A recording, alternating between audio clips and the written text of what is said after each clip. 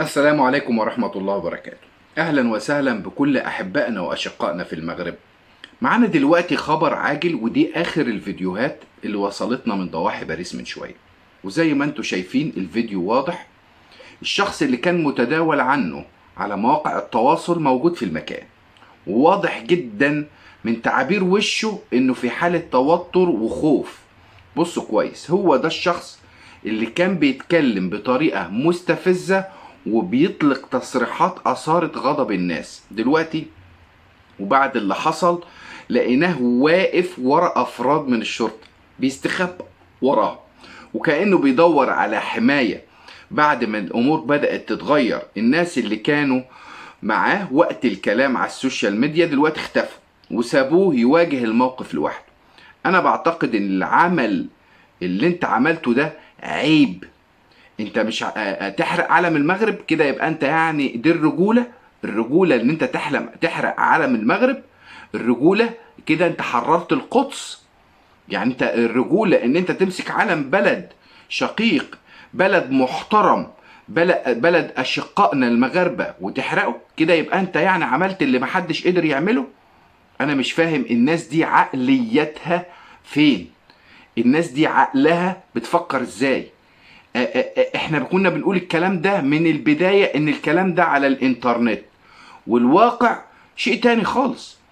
اول ما حصلت المواجهة على ارض الواقع، كل اللي كانوا بيظهروا بثقة بقى وكلام اختفوا، وما بقاش في حد فيهم موجود غير الشخص اللي واقف مع الشرطة. دلوقتي الشرطة كانت موجودة في المكان وهو فضل واقف وراهم. الاشخاص اللي كانوا معاه اللي انسحبوا من المكان وبعضهم اختفى تماما.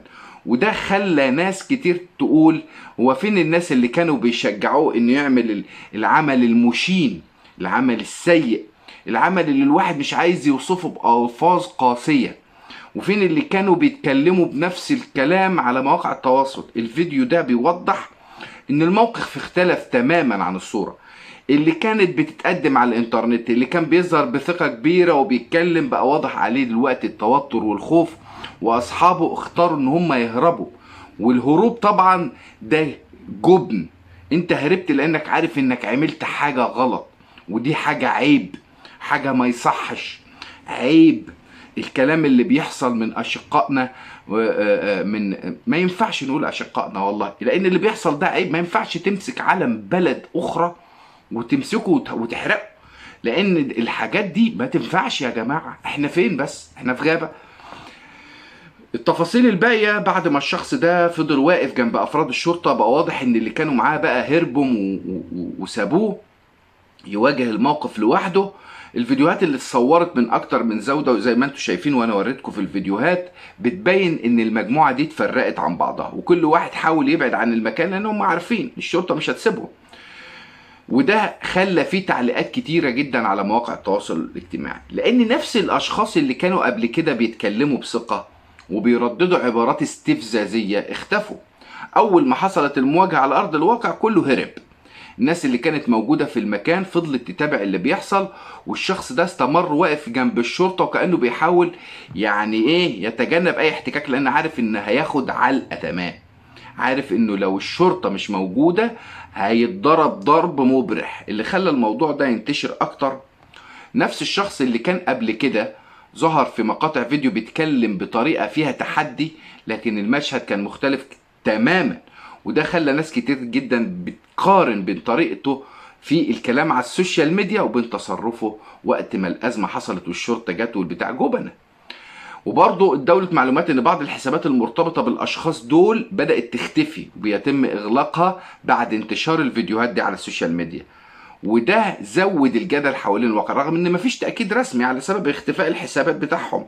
في النهاية الناس كتير اللي علقت ان اي خلاف لازم يتحل في اطار القانون، وان التصعيد والإساءة على الانترنت عمرها ما بتكون حل، خصوصا لما تتحول الاحداث لمواجهات على ارض الواقع. لكن لسه في جزء في التفاصيل وحاجة مهمة جدا وهستعرضه معاكم. خلي بالك الكلام اللي بقوله ده مهم جدا، لان تفاصيل الموضوع بعد ما انتشرت الفيديوهات دي بشكل واسع بقت الواقعة حديث عدد كبير جدا من الناس على مواقع التواصل الاجتماعي، وبدأت تظهر تعليقات كتير بيطالبوا ان اي شخص يثبت تجاوزه او مخالفته للقانون بيتحاسب من خلال الجهات المختصه، وده قانون يمشي على الكل بعيدا عن اي ردود انفعاليه او فرديه او تصعيد.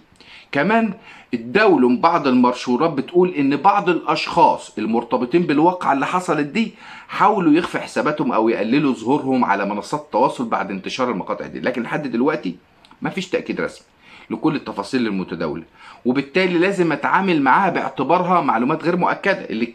اللي اكيد دلوقتي واحنا بنتكلم فيه ان الفيديوهات فتحت باب نقاش كبير جدا حوالين خطورة التحريض يا جماعة، التحريض والإساءة على الإنترنت، وإن الكلام اللي بيتقال على مواقع التواصل الاجتماعي ممكن يترتب عليه عواقب كبيرة جدا جدا على أرض الواقع. في رسالتي المهمة جدا جدا لإخواتنا الجزائريين، اللي بتعملوه ده غلط، اللي بتعملوه ده عيب، اللي بتعملوه ده ما يصحش، كل الكلام ده خطأ يا جماعة، ما ينفعش. احنا اشقاء، احنا مسلمين، احنا بنحب بعض. المغاربة عمرنا ما شفنا حاجة وحشة منهم. المغاربة ناس محترمة جدا، وناس طيبين جدا، وناس مثقفين جدا، وناس عمرهم ما بيطلع من بقهم العيبة، ناس تسمعهم تحس ان هم من اهلك.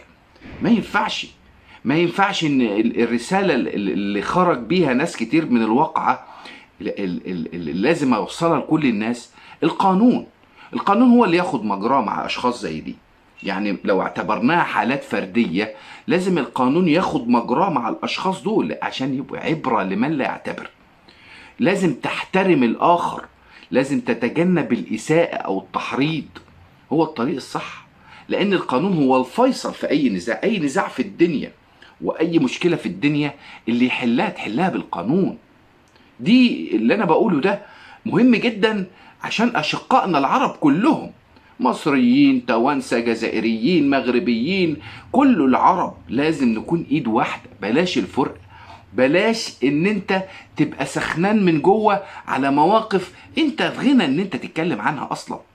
احنا بنتكلم كورة، بنحب منتخب المغرب، بنحب منتخب مصر، بنحب منتخب الجزائر، بنحب منتخب ليبيا، بنحب منتخب تونس، ما عندناش أزمة. احنا كشعوب ما عندناش أزمة ولا مشكلة. لكن اللي بنشوفه دايما ان دايما بيودونا لمنطقة ان لازم يبقى فيه نكاف، ولازم يبقى فيه نزاع، ولازم الناس تشتم بعضها، ولازم الناس تقول كلام سيء. ده خطأ يا جماعة.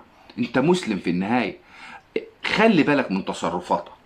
التفاصيل اللي متداولة للشخص اللي عمل كده خلاص هو في ايد القانون، ولو ظهر اي جديد او اي بيانات جديدة انا طبعا عندي على قناتي هنا ان شاء الله هتابع لكم كل الاخبار وكل الحصريات اللي عندنا ان شاء الله. ما تنسوش تعملوا لايك للفيديو واشتراك في القناة، والسلام عليكم ورحمة الله وبركاته.